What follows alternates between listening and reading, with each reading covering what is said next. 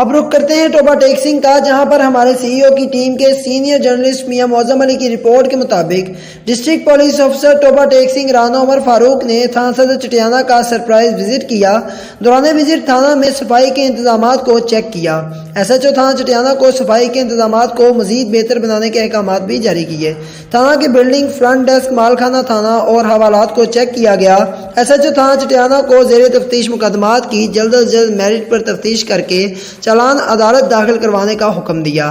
اس موقع پر D P او ٹوبہ ٹیک سنگھ نے کہا کہ شہریوں پر تشدد اور غیر قانونی حراست بالکل برداشت نہیں کی جائے گی۔ انہوں نے کہا کہ جو لوگ اپنے معمولات کے کام سے فارغ ہو کر لیٹ نائٹ اپنے گھروں کو جاتے ہیں، ان دیہاتوں کے لنک روڈز کو محفوظ بنایا جائے۔